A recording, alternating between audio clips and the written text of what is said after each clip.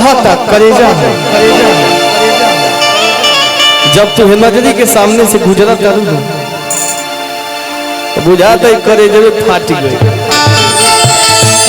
लइकवा कहला बड़ी प्यार वाला स्नेह मिलोगे वा लोग के गाना के अरे गुजरे नजरी से हजबते गुजरिया धड़क ना जोरे से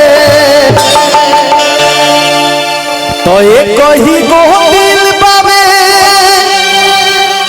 सीना के भीतरिया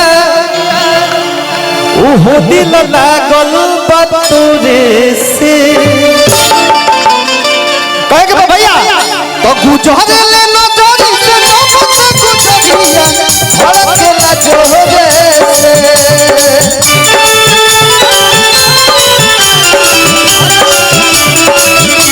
भैया राजन भैया कुछ मिसिंग होता है एगो चीज, चाहे ओकर आवाज कम हो गई लोखे चाहे कुछ होके एगो मिसिंग होता पॉइंट।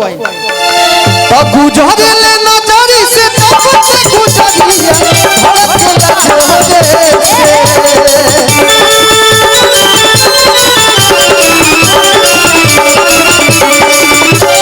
कहीं गोदिल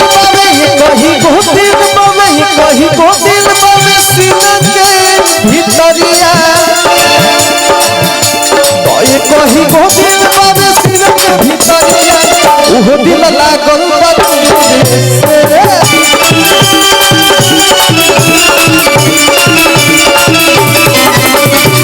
कहीं गोदिल बाबे सीना के भीतरिया ओहो दिल लागल बतुरे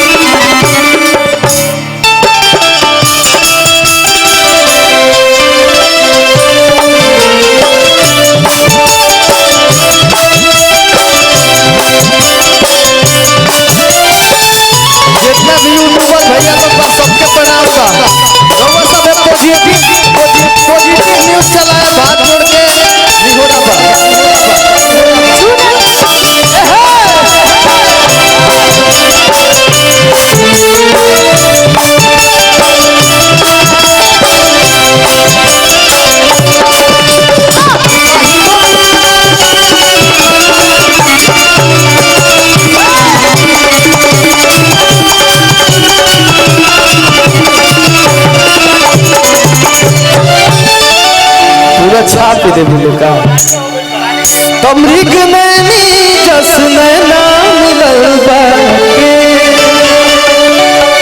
ओठवा पर मुस्कान खिलल बाके।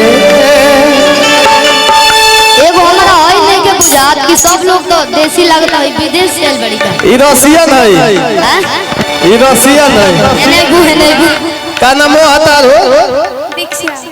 अपने देश में तो इतना गोरी लोग ना होला भाई। दीक्षा खेते में लोग जरे लगा दे दो ना हमरा के दीक्षा। क्या नाम है आपका? दीक्षा। तनी बोल दो थोड़ा सा लोग की शांति मिल जाए। क्या नाम है? दीक्षा। सुनाई ला ना सुनाई ला। देखिए आपके कितने लोग यहाँ चाहने वाले हैं, थोड़ा सा ऐसे बोलिए कि पीछे भी लोग हैं, पीछे के लोग भी सुने। क्या नाम है आपका? दीक्षा। सुनाई बा आई देखा ठीक बाप गाना देखिए आप लोग। हर रोत तनी रखलो तलिया में कि हर रोत तनी रखलो तलिया में अरसियन नचे आई पिया बलिया में। एगो यही क्षेत्र के लड़का बानी गायक बानी अतुल ठाकुर जी। इधर आइए अतुल भैया, आइए है नहीं? हमारे भोला